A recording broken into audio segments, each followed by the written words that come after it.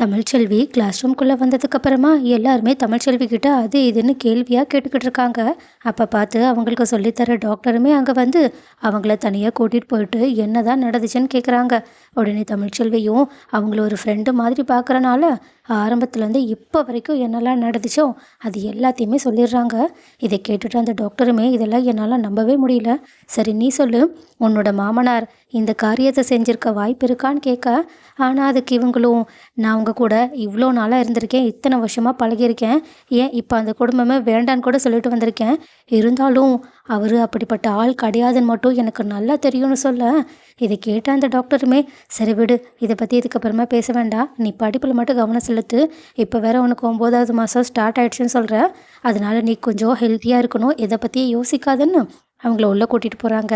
அதுக்கப்புறமா பிரேக் டைமில் தமிழ்ச்செல்வி அந்த டாக்டரை தனியாக மீட் பண்ணி, எனக்கு உங்ககிட்ட ஒரு ஃபேவர் கேட்கணும், இதை கேட்கலாமான்னு தெரியல, சக்தி அண்ணனுக்கு இங்கே தானே போஸ்ட்மார்ட்டம் நடந்துச்சு, நான் அவங்களோட ரிப்போர்ட்லாம் கொஞ்சம் பார்க்கலாமா, என்னோட ஸ்டடி பர்பஸ்க்காகவும் பார்க்கணும், அதே நேரத்தில் கொஞ்சம் பர்சனலாகவும் பார்க்கணுன்னு சொல்ல, அவங்களும் நிலைமையை புரிஞ்சுக்கிட்டு சரி இதுதான் அந்த ஃபைல், பார்த்துட்டு நீ இங்கே வச்சிரு, நீ பார்த்த விஷயம் யாருக்கும் தெரிய வேண்டாம், நான் கிளாஸ் ரூமுக்கு போகிறேன், பார்த்துட்டு நீ சீக்கிரமாக வான்னு சொல்ல, தமிழ்ச்செல்வியும் அந்த ஃபைலை புரட்டி பார்த்துட்டு அதில் 2-3 ஃபோட்டோவும் எடுத்து வச்சுக்கிறாங்க. ஆனால் இவங்க இப்படி பார்த்துக்கிட்டு இருக்கத அந்த பக்கம் போன இன்னொரு டாக்டர் பார்த்துட்டு கோவத்தோட தமிழ்ச்செல்வி கிட்ட, இதுக்கப்புறமா நீ இப்படி பண்ண அப்புறம் நடக்கிறதே வேறேன்னு சொல்லிட்டு அவங்களோட ஃபோட்டோ எல்லாத்தையுமே டெலீட் பண்ணிவிட்டு அவங்கள அங்கேருந்து அனுப்பி விட்டுடுறாங்க.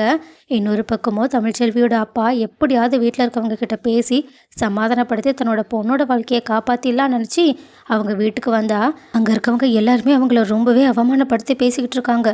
இருந்தாலும் அவங்க பொறுமையோடு செஞ்சதுக்காக மன்னிப்பு கேட்டுக்கிட்டு இருக்காங்க.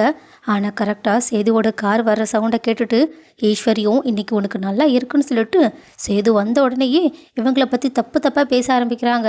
ஆனால் இப்படி பேசுனதுக்கப்புறமா ரொம்பவே பயந்து போனவங்களும் நான் இது எதுவுமே பண்ணலை, இவங்க பொய் சொல்கிறாங்கன்னு சொல்கிறாங்க. உடனே ஈஸ்வரியும் இதையுமே ட்விஸ்ட் பண்ணுற மாதிரி பேசிடுறாங்க. அதனால தமிழ்ச்செல்வியோட அப்பாவோ இங்கே பாருங்கள் இவங்க எல்லாமே மாற்றி மாற்றி பேசுகிறாங்கன்னு சொல்லிக்கிட்டு இருக்காங்க. ஆனால் சேதுவோ மற்ற எல்லாருமே அமைதியாக இருக்கிறத பார்த்துட்டு மறுபடியுமே முட்டாள்தனமா ஈஸ்வரி தான் சொல்கிறது உண்மைன்னு புரிஞ்சுக்கிட்டு அவங்க தமிழோட அப்பாவை வெளியே கழுத்தை பிடிச்சி தள்ளிடுறாங்க. அதுவும் சேத்துல விழுந்து அவங்க ரொம்பவே அவமானப்பட்டுக்கிட்டு இருக்காங்க. கருப்பு தான் சேதுவை சமாதானப்படுத்த ட்ரை பண்ணுறாங்க. ஆனால் சேதுவோ மறுபடியுமே எதை பற்றியுமே கேட்காம கோவத்தோடு அவங்களோட அப்பாவை மோசமாக நடத்திக்கிட்டு இருக்காங்க. ஆனால் அவங்களோட அப்பாவும் நான் சொல்கிறேன், சத்தியமாக சொல்கிறேன், என் பொண்ணு இந்த விஷயத்த பண்ணலைன்னு சொன்னான்னா கண்டிப்பாக அவள் பண்ணியிருக்கவே மாட்டா, அவளுக்கு இந்த வீட்டில் ஏதோ ஒரு சதி நடந்திருக்கு, தயவு செஞ்சு இதை புரிஞ்சுக்கோங்கன்னு எவ்வளவோ உண்மையை சொல்ல ட்ரை பண்ணுறாங்க. ஆனால் சேதுவோ மறுபடியுமே முட்டாள்தனமாக எந்த ஒரு விஷயத்தையும் காதுலேயே வாங்காமல் உள்ளே போயிடுறாங்க. ஆனால் வீட்டுக்கு போனதுக்கப்புறமா அவங்களோட அப்பா ஒரு மாதிரி இருக்கிறத பார்த்துட்டு தமிழும் வீட்டில் இருக்க மலருக்கு கால் பண்ணி அங்கே என்னோட அப்பா வந்தாங்களான்னு கேட்க, மலருமே ஆமான்ற விஷயத்த சொல்லிடுறாங்க. வந்ததுக்கப்புறமா அங்கே என்ன நடந்துச்சுன்னு கேட்க மலரும் எல்லா விஷயத்தையுமே சொல்லிடுறாங்க. இதை கேட்டுட்டு ரொம்பவே கடுப்பான தமிழும் உடனடியாக சேதுக்கிட்ட ஃபோனை கொடுக்க சொல்கிறாங்க. இதை கேட்டுட்டு மலர் ரொம்பவே தயக்கத்தோடு சேதுக்கிட்ட ஃபோனையுமே கொடுக்குறாங்க. சேதுவும் முதல்ல யாருன்னு தெரியாமல் தான் ஃபோனை வாங்கி பேசுகிறாங்க. ஆனால் அது தமிழுன்னு தெரிஞ்சவொன்னே மறுபடியுமே அவங்களையுமே அசிங்கப்படுத்துகிற மாதிரி பேசிக்கிட்டு இருக்காங்க. அப்போது ஃபோனில் கூட இவங்க சண்டை போகிறத பார்த்துட்டு ஈஸ்வரியும் அவங்களோட பொண்ணு ஐஸ்வர்யான்னு சொல்லிட்டு எல்லாருமே சந்தோஷப்பட்டுக்கிட்டு இருக்காங்க. ஆனால் அந்த பக்கம் தமிழோ உங்களுக்கு கொஞ்சம் கூட வெக்கமே இல்லை, பெரியவங்கன்னு கூட பார்க்காம இப்படி ஒரு வேலையை பார்த்துருக்கீங்கன்னு அவங்க சேதுவோட தப்பை கரெக்டாக தான் கேள்வி கேட்குறாங்க. ஆனால் சேதுவோ மறுபடியுமே ரொம்பவே திமிராதான் பதில் சொல்லிக்கிட்டு இருக்காங்க. இதில் கடுப்பாயிட்டு உங்களை நான் என்ன பண்ணுறேன்னு பாருங்கன்னு ஃபோனை கட் பண்ணிடுறாங்க. சேதுவும் என்ன நான் கட் பண்ணுறதுக்கு முன்னாடியே இவ கட் பண்ணிட்டான்ற கடுப்புலேயே உட்காந்து சாப்பிட்டுக்கிட்டு இருக்காங்க.